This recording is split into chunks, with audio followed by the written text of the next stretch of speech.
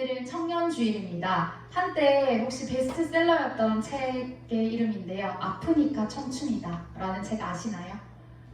네. 젊은 친구들은 좀 세대 차이를 느낄 수 있지만 아프니까 청춘이다 이 책은 2011년쯤에 베스트셀러가 된 책입니다. 아프니까 청춘이다 라는 말을 통해서 많은 청춘들에게 공감을 불러일으켰고, 그리고 많은 글귀와 위로의 글들이 SNS나 인터넷에서 많이 도배가 되었습니다. 그리고 많은 청춘들에게 오늘도 가끔씩 이 말이 위로가 되기도 합니다. 그런데 여러분, 아프니까 청춘이다 라는 말을 들으면 그때부터 많은 청년들에게 청춘이니까 당연히 힘들어야 한다는 인식을 심어주기도 하는 것 같습니다. 청년이라 힘든 부분들, 어려운 부분들, 삶이 팍팍하고 녹록지 않은 부분들이 있을 것입니다. 하지만 그것은 청춘이라서, 청년이라서 당연히 아파야 하는 것은 아닌 것 같습니다. 그리고 청년이라서 일부러 아파야 하는 것도 없죠. 그리고 청년이라고 일부러 아픈 척을 해야 할 필요도 없습니다. 청년이기 때문에 우리가 누려야 하는 시간들이 있고, 그 시간들을 하나님 안에서 보낸다면 그것은 아프니까 청춘이 아니라 저는 이렇게 표현을 하고 싶습니다. 여러분들은 어쩌면 그 누구보다도 찬란하게, 그리고 때로는 묵직하고 은은하게 빛나고 있는 청춘이라고 여러분들에게 말하고 싶습니다. 오늘 여러분은 빛나는 청춘입니다. 하나님께서 너무나도 사랑하셔서 하나뿐인 아들 독생자 예수 그리스도를 보내시고 여러분들을 핏값으로 사셨습니다. 여러분들이 너무나도 귀한 한 사람이기 때문입니다. 여러분들이 빛나는 이유는 여러분들이 무엇을 해서, 어떤 것을 잘 하여서, 많은 것을 갖추어서 그런 것이 아니라 그냥 여러분 존재 자체만으로 주님 안에서 빛나는 것입니다. 왜냐하면 하나님께서 여러분들을 빛나는 존재로, 존귀한 존재로 이 땅에 태어나게 하시고 살아가게 하셨기 때문입니다. 지금도 여러분은 하나님이 보시기에 찬란하고 그윽하고 은은하게 빛나는 사랑스러운 청춘들입니다. 오늘 이 사실을 기억하면서 어둠 가운데 살고 있었다면 그 어둠을 뚫고 빛나고 있는 빛이라고 말씀하시는 그 주님의 말씀에 응답하며 나오시는 은혜가 있기를 원합니다.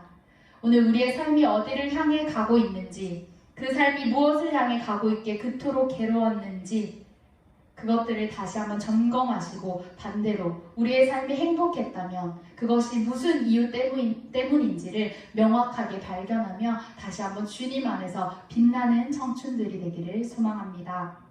오늘 말씀에서 크게 세 가지 키워드가 있습니다.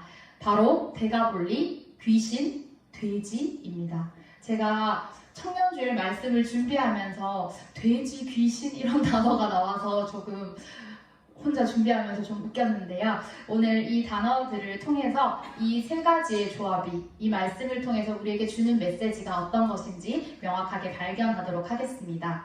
대가볼리라고 하는 곳은요, 다른 말로 데카폴리스라고도 합니다. 숫자 10, 10, 그것이 바로 데카인데요. 도시를 뜻하는 폴리스가 합쳐져서 데카폴리스가 되었습니다. 즉 이 뜻은 10개의 도시들이 합쳐진 그런 곳이라는 뜻입니다. 성경에서 데가볼리는 다메섹으로부터 남쪽으로까지 10개의 도시와 작은 마을들이 아우르는 지역입니다. 대부분 요단강 동쪽에 있다고 합니다. 오늘날 시리아 남부에서 요르단 북부로까지 이어지는 곳인데요.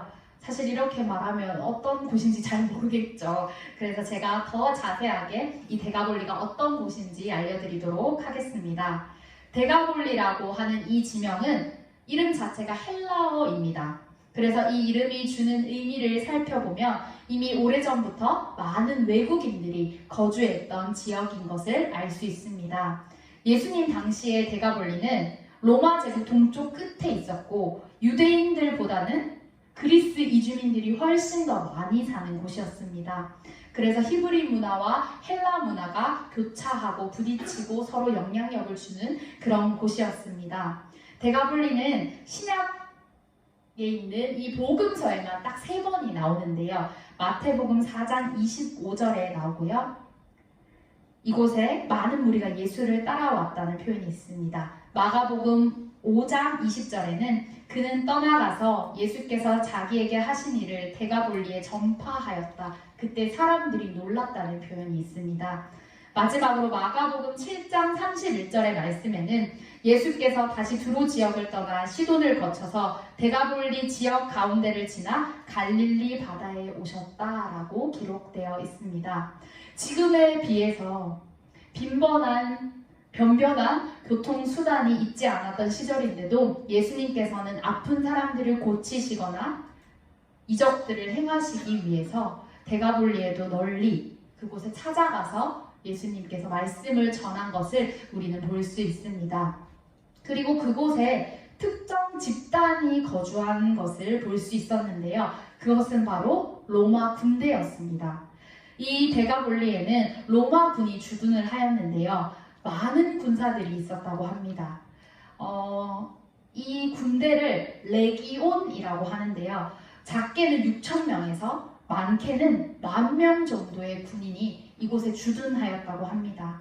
그래서 이제 이 데가볼리라고 하는 지역, 특히 이 거라사 지역에는 군인들이 많고 이방인들과 같이 문화를 교류하면서 부딪히는 점들이 많았던 여러 가지 이방의 문화들이 자리 잡고 있었던 것이라는 것을 여러분들이 기억하시면 되겠습니다. 두 번째 키워드는 바로 귀신입니다. 오늘 함께 읽은 말씀과 같은 내용이 나오는 곳들이 있는데요. 그곳은 바로 마가복음과 누가복음입니다. 우리는 이것을 병행 본문이라고 하는데요. 이곳에 오늘 이 본문과 똑같은 내용이 기록되어져 있는데 아주 살짝 다른 부분들이 있습니다. 그래서 마가복음 5장 3절에서 5절 말씀을 보면 귀신들이 어떠했는지를 살펴볼 수 있습니다. 제가 한번 읽어드리겠습니다. 3절부터 5절까지 읽어드리겠습니다. 그 사람은 무덤 사이에 거처하는데 이제는 아무도 그를 쇠사슬로도 맬 수 없게 되었으니 이는 여러 번 고랑과 쇠사슬에 매었어도 쇠사슬을 끊고 고랑을 깨뜨렸음이러라. 그리하여 아무도 그를 제어할 힘이 없는지라. 밤낮 무덤 사이에서나 산에서나 늘 소리 지르며 돌로 자기의 몸을 해치고 있었더라. 귀신의 모습입니다. 귀신의 모습이 어떻습니까? 무덤에서 살고 있는데 쇠고랑도 모두 끊을 정도의 괴력을 가지고 있었습니다. 시간과 장소와 때를 가리지 않고 밤낮으로 24시간을 소리를 지르고 돌로 자신을 자해하는 그런 모습이 바로 귀신의 모습입니다. 그런데 이뿐만이 아니었습니다. 누가복음 8장 27절에 보면 그는 심지어 오랫동안 옷도 입지 않았다라고 기록되어 있습니다. 이런 귀신이 바로 오늘 데가볼리, 거라사라고 하는 지역에 있는 것이죠. 여러분들 주위에 이런 사람이 있다고 생각해 보십시오. 어떻겠습니까? 시도 때도 없이 나타나서 소리를 지르고 자해를 하고 심지어는 그 괴력으로 내가 가지고 있는 물건들이나 내가 혹시 장사를 하고 있거나 길을 가고 있을 때 방해한다면 여러분들의 삶이 어떻겠습니까? 이 거라사 지방에 살고 있던 사람들은 날마다 이 귀신들로 인해서 어디 마음대로 편하게 갈 수도 없었을 것이고 무언가를 할 때는 두려운 마음들이 앞섰을 것입니다. 오늘 제가 이 말씀을 준비하면서 귀신의 모습을 떠올리면서 생각했던 것이 있는데 여러분 혹시 엑소시스트 보셨나요? 마치 그런 곳에 나오는 귀신의 모습이거나 좀비와 같은 그런 모습이 아닐까라는 생각을 해보았습니다. 오늘 본문 29절에 보면 이 귀신들의 특징이 두 가지가 나옵니다. 첫 번째는 놀랍게도 바로 이 사람들이 예수님을 알아보는 것입니다. 그들은 예수님을 보면서 바로 하나님의 아들이여 라고 이렇게 이야기를 합니다. 놀랍도록 정확하고 빨리 예수님을 바로 알고 부른 것입니다. 어둠의 권세 잡은 자들이 가장 두려워하는 것이 무엇일까요? 그것은 바로 하나님의 아들이 직접 인간의 몸을 입으시고 오셔서 가장 온전한 인간의 모습을 이루는 것입니다. 바로 그것이 예수님의 모습인 것입니다. 메시아가 인간의 몸을 입고 오셔서 온전히 인간이 되셨기 때문에 이들은 더 두려웠을 것입니다. 인간은 날마다 유혹에 넘어지고 죄에 빠지며 살아갑니다. 그러나 예수님은 우리와 똑같은 인간이셨음에도 불구하고 연약한 모습으로 오셨지만 완전하고 죄가 없으신 인간의 그 모습을 보여주십니다. 예수님께서 우리를 구원하신 방법은 왕의 능력을 나타내는 방법이나 많은 세상의 권력 잡은 자들이 행하는 것들이 아니었습니다. 오직 하나님의 방법으로 가장 낮고 겸손한 방법으로 우리를 구원해 주셨습니다. 이러한 모습들이 귀신에게는 아주 두려운 모습임을 우리는 발견할 수 있습니다. 계시록 20장 1절에서 3절 말씀을 보면 귀신들이 마지막 때에 어떻게 되는지가 기록되어 있습니다. 그때에 보면 귀신들이 묶임을 받는다고 되어 있는데요. 그래서 귀신들은 이미 자신들의 마지막을 알고 있었기에 오늘 예수님께 이렇게 이야기하는 것입니다. 하나님의 아들이여 이렇게 부르면서 예수님 왜 여기까지 오셨습니까? 오지 마세요. 우리는 두렵습니다. 아직 우리가 물러갈 때가 아니지 않습니까? 왜 벌써 오셨습니까? 우리가 심히 괴롭습니다. 라고 이야기하는 것과 같은 것입니다. 가장 두려운 존재를 한눈에 알아보고 하나님의 아들이라고 외치며 귀신들은 예수님께 이제 간구합니다. 31절 말씀에 보면 귀신들이 돼지떼로 들여보내달라고 예수님께 간청하는 장면이 나옵니다. 그래서 예수님은 그 귀신들의 말씀을 들으시고 그것을 허락하십니다. 귀신의 특징 두 번째입니다. 그들은 바로 군대 귀신이었다는 것입니다. 그들은 스스로 본인의 이름을 군대 귀신이라고 소개하고 있습니다. 군대 귀신의 원어를 살펴보면 바로 레기온이라고 합니다. 오늘 말씀의 앞부분에서 로마에 주둔하고 있던 군대 이름이 무엇이었습니까? 바로 레기온이었습니다. 그렇듯이 아주 많은 숫자의 엄청난 힘과 계력을 가진 그런 존재가 바로 나라고 오늘 귀신들이 스스로 이야기하고 있는 것입니다. 오늘 이 엄청나고 괴력을 가진 이 존재가 바로 예수님 앞에서 두려워 떨고 있는 것입니다. 그리고 예수님께서 말씀하신 그 말씀이 떨어지면 순종하기를 기다리고 있는 것입니다. 여러분, 예수님의 이름에는 능력이 있습니다. 예수님은 그 존재만으로도 많은 세력들이 두려워 떤다는 것을 여러분 기억하십시오. 예수님은 귀신도 떨게 하며 쫓아내는 능력을 가지신 분입니다. 우리 예수님이 그런 존재라는 사실을 기억하며 그 예수님을 더욱더 의지하는 여러분들이 되기를 소망합니다. 오늘 본문의 마지막 키워드 세 번째는 돼지입니다. 그 당시 데가볼리 지역에는 돼지를 키우는 사람들이 아주 많았습니다. 유대인들은 하나님께서 말씀하신 부정한 짐승이라고 해서 지금도 돼지를 먹지 않습니다. 그 당시에도 물론 절대 돼지는 먹지 않는 그런 것이었습니다. 그런데 이 사람들이 생계를 유지하기 위해서 이곳에 이방 사람들이 많았기 때문에 그들을 위해서 돼지를 키우는 것을 우리는 볼 수 있습니다.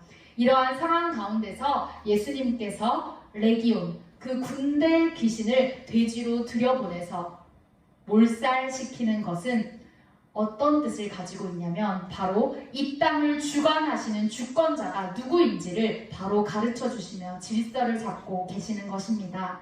그때 당시에 우상 신전에 돼지가 제물로 바쳐졌습니다. 그런 돼지들이 몰살하는 것, 세상의 신들 위에 뛰어나신 하나님께서 그 질서를 바로 잡아 나가신다는 그런 뜻과 동일한 것입니다. 여러분, 예수님을 만나면 삶의 질서가 하나님의 질서로 바뀌게 되고 새로워지고 우리의 삶이 풍성해집니다. 이것을 기억하시기를 바랍니다. 오늘 우리 지금까지 세 가지의 키워드를 가지고 오늘 말씀을 살펴보았습니다. 그렇다면 이제 우리가 진짜 적용해야 할 핵심이 8장 34절에 나옵니다. 마지막 34절에서는 사람들의 태도가 나오게 되는데요. 34절의 두 부분을 잘라서 한번 보겠습니다. 먼저 3반절에 온 시대가 예수를 만나려고 나가서 보고라고 기록되어 있습니다.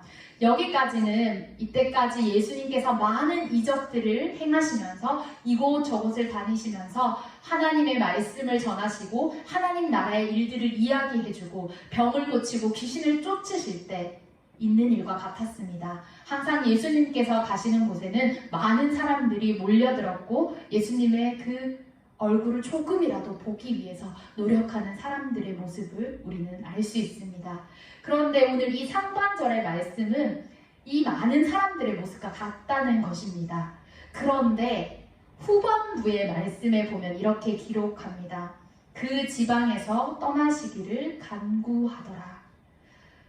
자신들의 지독하고도 힘들었던 그 상황, 귀신 들린 자들 때문에 날마다 나의 삶이 불안하고 두려워 떨고 있었던 그 삶에서 그 모든 문제들을 예수님께서 해결해 주셨음에도 불구하고 오늘 돼지 2,000마리를 잃어버렸기 때문에 이제 더 이상 예수님은 필요 없다고 우리의 삶에서 이 지역에서 나가달라고 예수님께 말하는 것입니다. 그리고 예수님은 그곳을 떠나셨습니다. 그들은 스스로 더 이상 복음의 기회를 갖지 못하고 스스로 그 복음의 기회를 발로 차버린 것과 같은 모습을 보여주었습니다. 여러분, 오늘 우리 가운데 예수님은 어디 계십니까? 마치 저 거라사 사람들처럼 내가 가지고 있는 것, 내가 움켜쥐려고 했던 것이 예수님 때문에 사라졌다고 해서 예수님 이제 내 삶에서 떠나주세요. 나의 삶에 계시지 않아도 됩니다. 저는 저의 삶을 살겠습니다. 라고 생각하신 분들은 없었나요? 오늘 말씀 마태복음 8장 20절과 누가복음 9장 58절의 말씀을 보면 인자는 머리 둘 곳이 없다고 말씀하셨습니다. 예수님이 우리의 삶의 그 어느 자리에도 머리 둘 곳이 없다면 너무나도 슬픈 일이지 않겠습니까? 우리는 예수님을 따르는 제자들입니다. 그런데 막상 예수님을 따른다고 하면서 나의 것들을 버리기 싫어하고 나의 것을 더 움켜잡으며 오히려 이것을 더 소중하게 생각하고 있지는 않았습니까? 내가 가진 것이 너무 좋아서 지금의 삶에 만족하고 나는 이렇게 만족하고 있기 때문에 예수님은 조금 뒷전에 계셔도 괜찮은 그런 삶을 살고 계시지는 않았습니까? 우리가 가지고 있는 모든 것은 하나님께서 허락하신 것입니다. 하나님께서 주신 것이기 때문에 내가 마치 노력해서 얻은 것, 내가 안간힘을 써서 가진 것, 그것이 아니라 모든 것이 하나님이 주신 것이라는 사실을 기억하셔야 합니다. 오늘 여러분 안에 있는 돼지는 무엇입니까? 오늘 그 돼지를 몰아내시기를 바랍니다. 예수님께서 귀신을 돼지떼에 들어가게 하시고 귀신을 쫓아내 주셨듯이 우리 안에 있는 돼지를 몰아내시고 다시 영적 질서를 바로 잡아주시는 분, 우리의 삶을 다시 만져주시고 새롭게 하시는 그분께 우리의 삶을 맡겨드립시다. 이성적으로 판단하고 경제적인 부분들을 계산하고 우리가 많은 것들을 생각하였을 때 예수님을 믿는다는 것, 제자의 삶을 산다는 것이 때로는 너무나도 비합리적이고 시간 낭비인 것처럼 또 어리석은 것인 것처럼 보일 때가 있습니다. 하지만 오늘 우리는 예수님을 따르기로 한 제자입니다. 오늘 그 제자의 삶을 다시 한번 기억하시기를 원합니다. 우리가 이렇게 예수님을 따르기로 결정하였다면 이제는 우리가 기꺼이 손해보는 것을 기뻐하십시오. 우리가 손해보는 것을 감수하십시오. 그리고 주님을 따라가는 여러분들이 되십시오. 다시 우리의 영이 깨끗하여지고 망가져 있던 마음들이 다시 한번 새로워지고 다시 그 자리를 바로 잡아 나간다면 우리가 보는 손해는 결코 손해가 아닐 것입니다. 주님 안에서 오히려 이것은 우리가 기뻐해야 하는 것이고 만족해야 하는 것이며 주님 안에 가장 큰 아주 귀한 가치임을 여러분들이 발견하시기를 원합니다. 오늘 우리 안에 있는 돼지를 몰아내시고 다시 한번 우리를 새롭게 하시는 주님을 섬기기를 원합니다. 이제 그 돼지와 같은 만몬의 모든 것들, 그 것들을 그만 섬기시고 이제 우리 예수 그리스도 그만 섬기시는 여러분들이 되시기를 소망합니다. 함께 기도하겠습니다. 하나님 감사합니다. 오늘 우리 안에 있는 모든 악한 것들을 몰아내기를 원합니다. 우리 안에 찾아오셔서 새 일을 행하시는 주님을 따라가기로 결정하였사오니 다시 한번 이 마음을 붙들어 주시고 우리가 주님 안에서 기꺼이 손해보는 것을 기뻐하게 하여 주시고 주님의 길을 따라가며 그 삶을 다시 한번 주님께 드리며 주님 한 분만을 섬기며 살아갈 수 있는 제자들이 될 수 있도록 역사하여 주시옵소서. 청년주의를 맞이하며 이 말씀을 듣고 주님께 결단하오니 결코 이 결심이 흔들리지 아니하도록 성령님 함께하여 주시고 우리 청년들의 마음을 움직여가 주시옵소서. 예수님의 이름으로 기도드립니다. 아멘.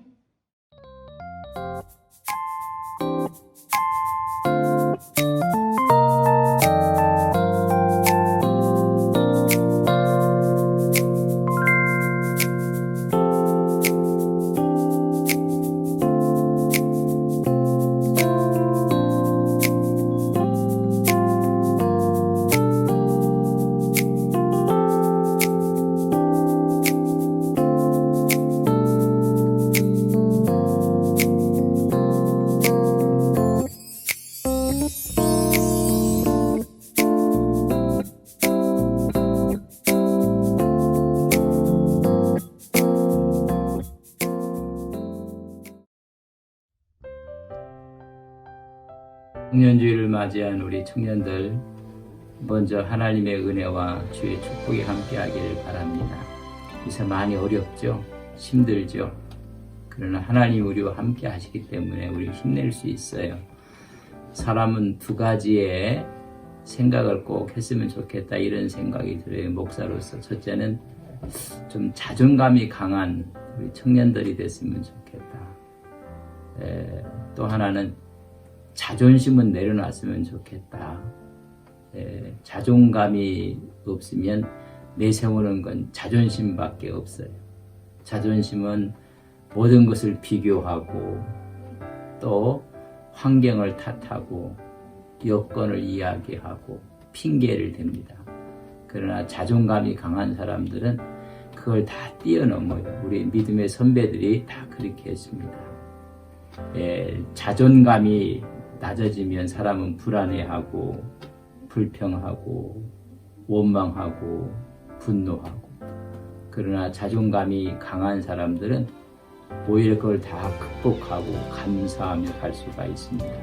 하나님이 말씀하시기를 내가 너를 보배롭고 또 존귀하게 생각한다고 이사야서에서 말씀하고 있어요. 43장 4절에 보면 아주 존귀한 자요 보배로운 자요 내가 사랑하였다는 사랑의 고백을 하나님이 이스라엘 백성들에게 하고 있어요. 오늘 청년주의를 맞이한 우리 청년들에게 우리 하나님이 그렇게 고백할 거예요. 내 눈에는 너희들이 존귀하고 보배롭고 사랑스러운 존재다. 이런 큰 자존감을 갖고 승리한 우리 청년들 되기를 바랍니다. 파이팅! 청년주의를 맞이해서 청년들한테 내가 가장 하고 싶은 얘기, 하나님의 마음을 움직일 수 있는 믿음으로 하는 간절한 기도가 우리 청년들한테 제일 필요할 거라고 생각을 해요.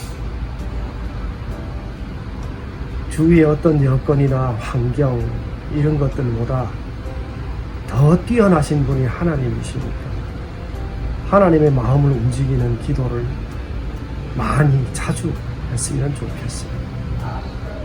이상입니다.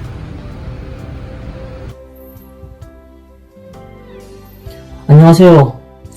제가 청년주의를 맞아서 여러분께 드리고 싶은 말씀은, 지금 코로나19로 인하여 교회에서 예배드리고 또 교회에서 모임을 하고 그런 것들이 예전 같지 않기 때문에 여러분들의 신앙심이 많이 흔들릴 수 있는 상황 가운데 있다는 생각이 듭니다.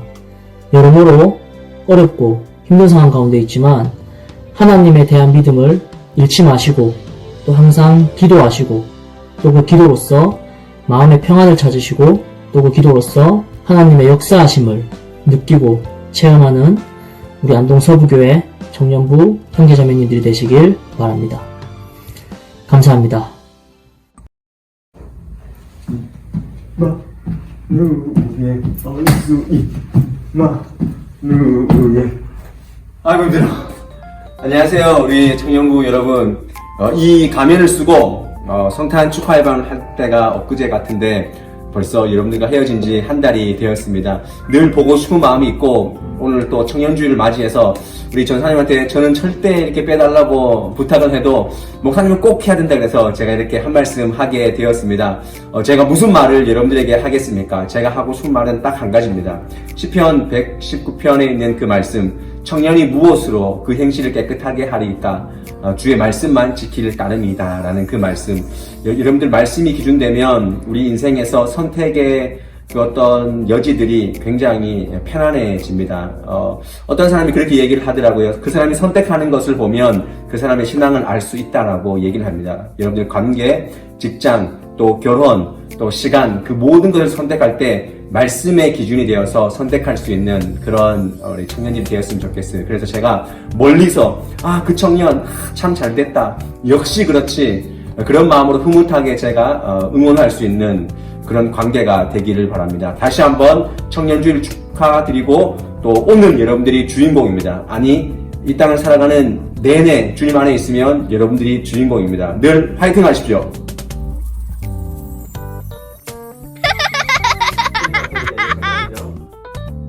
아무도 모르겠죠?